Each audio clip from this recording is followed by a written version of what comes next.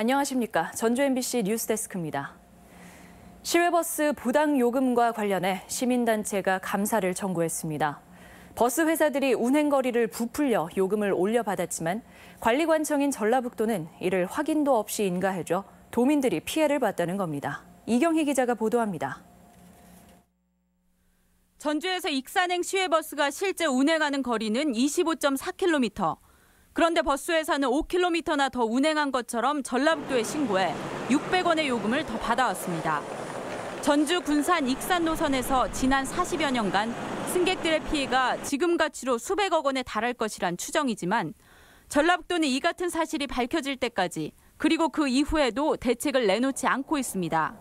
시외버스 부당금이 즉각 환수하라! 환수하라! 환수하라! 전라북도 20여 개 시민단체 대표들이 시민 400여 명이 청구인으로 참여한 감사 청구서를 들고 한자리에 모였습니다. 전라북도가 실제 운송거리보다 부풀려진 거리로 사업 계획을 인가한 것은 직무유기라며 감사원에 감사를 요구하기로 했습니다. 부당요금 징수를 지난해 7월 인지했지만 시정은 2달 뒤에나 이루어졌습니다. 감사원은 이와 같은 일이 재발하지 않도록 시외버스 요금 과다 책정과 관련된 전북도청 행정의 문제를 엄정하게 감사해야 한다. 이들은 전라북도가 잘못을 시정할 기회가 있었다고 주장하고 있습니다. 버스업체가 3년에서 5년마다 버스 요금을 올리면서 운행거리가 표시된 요금 신고서를 도에 제출했지만 전라북도는 아무 의심 없이 이를 수리해줬습니다. 정치권도 전라북도가 책임 있는 사후 대책을 마련하지 않으면 국회 차원의 대응을 하겠다는 방침입니다. 해결 대책을 내놓지 않을 경우에는 분명히 국회에서도 공식적으로 문제를 삼을 거다. 그리고 이 문제에 관해서 법적 책임, 이 문제를 끝까지 더 물을 거다. 한편 전라북도는 감사원으로부터 지난 2010년과 2014년에도 불법 은행 방조, 보조금 과다 지원 등으로 지적을 받은 적이 있습니다. MBC 뉴스 이경입니다. 학교의 조리종사원처럼 비정규직 노동자들이 유난히 많았던 곳이 바로 교육 현장인데요. 수백 명의 학교 비정규직들이 정규직으로 전환되게 됐습니다. 하지만 일부 직종은 여기서도 제외돼 논란은 계속될 전망입니다. 보도에 강동엽 기자입니다. 도내에는 조리종사원과 강사 등 3,500여 명의 학교 비정규직 기간제 노동자들이 있습니다.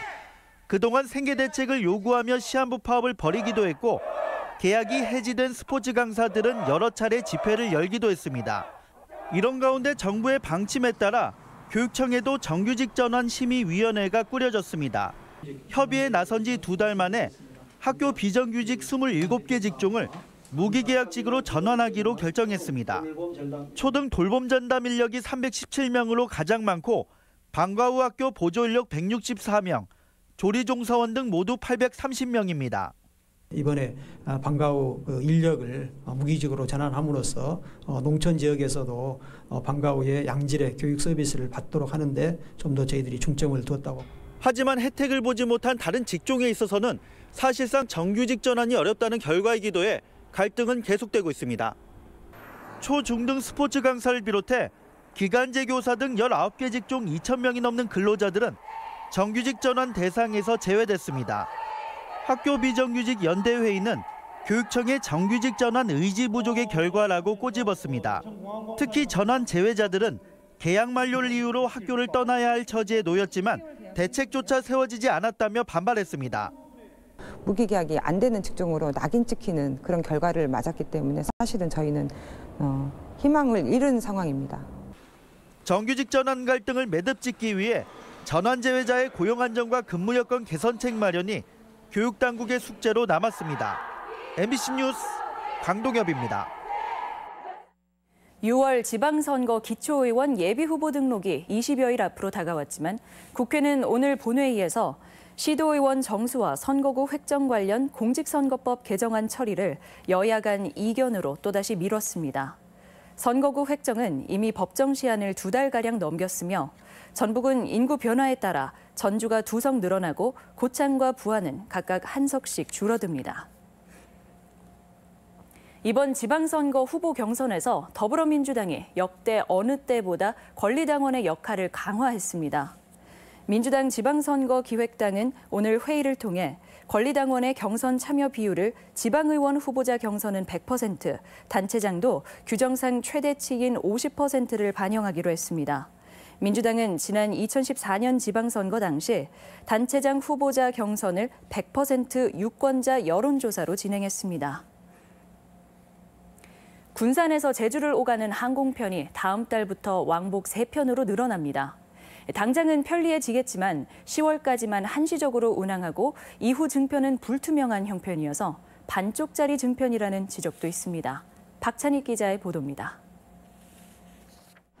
현재 군산 제주 간 항공편은 대한항공과 이스타항공 각각 한 편씩 왕복 2편이 전부입니다.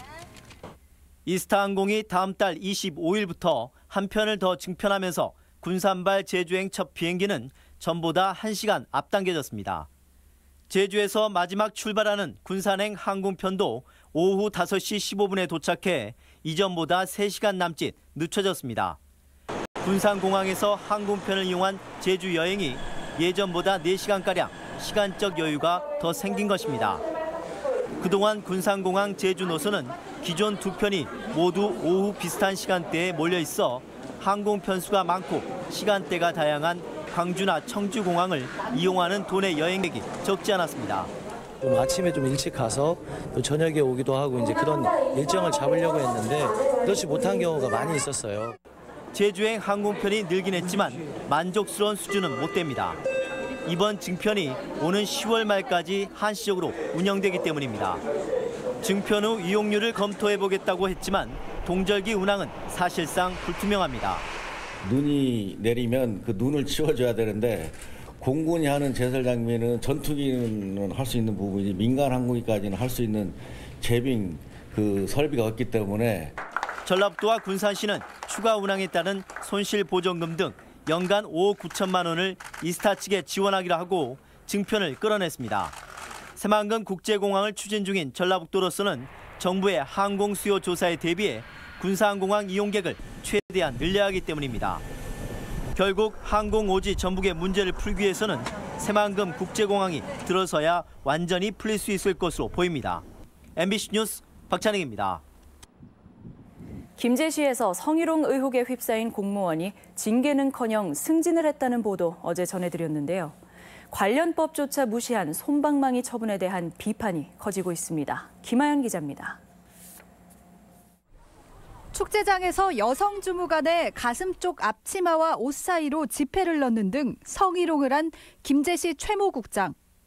지방공무원법에 따르면 성희롱을 한 공무원은 비위 정도나 과실 여부에 따라 최소 견책 이상, 최대 파면 처분을 받도록 돼 있습니다. 하지만 최 국장에 대한 징계위원회는 결국 열리지 않았습니다. 수개월이 지난 뒤에야 내려진 건 내부 규정에 따른 훈계 처분. 인사상 불이익이 없는 사실상의 사건 무마용 조치에 불과합니다. 전라북도 역시 이 같은 사실을 인지했지만 손을 놓고 있습니다. 그 건에 대해서는 김제시에서 자체 조사를 했고요. 지금 감사원에서 예비감사가 제가 진행 중인 걸로 알고 있거든요. 여성단체들은 성폭력에 대한 공직사회의 자정 능력이 한계를 드러낸 사건이라고 지적했습니다. 목격자가 많고 피해 사실이 명확한 사건인데도 법에 명시된 최소한의 징계조차 하지 않은 것은 2차 피해는 물론 또 다른 성폭력을 방조하는 결과를 낳을 수 있다는 겁니다. 그 조직 안에서 비슷한 상황이 벌어진다면 다른 어떤 사람들이 그것을 이야기하고 싶어 할까? 아마 주변에서도 그것들을 덮으라고 이야기하는 방식. 그러니까 최근에 일어난 서지영 검사 사건과 사실 별반 다르지 않은. 한편 행정안전부와 감사원은 성희롱 공무원을 단순 훈계 조치하고 승진시킨 김제시의 조치가 적절했는지 진상 파악에 나섰습니다. MBC 뉴스 김하연입니다. 취업에 나섰던 여고생의 자살과 관련해 전북교육자치시민연대는 성명을 내고 오직 대학만이 전부인 교육 현장의 민낯을 보여줬다며 교육당국의 반성과 성찰을 촉구했습니다. 또 익산 고교 교사의 자살에 대해서도 교육당국은 납득할 만한 설명조차 없다며 피폐해진 교육 현장을 방치하지 말라고 지적했습니다. 성매매 집결지인 전주 선미촌을 문화예술마을로 탈바꿈하기 위한 재생 사업이 본격화했습니다. 전주시는 오늘 전주 도시혁신센터에서 권삼등로 특화거리 조성을 주요 내용으로 하는 선호송 예술촌 프로젝트 추진을 위한 주민설명회를 가졌습니다. 전주시는 취약한 주거환경 개선과 골목 경관 정비, 그리고 걷기 좋은 길 조성 등에 2020년까지 74억 원을 투입한다는 방침입니다. 올 설 차례상을 차리는데 22만 원가량이 소요될 것으로 예상됐습니다.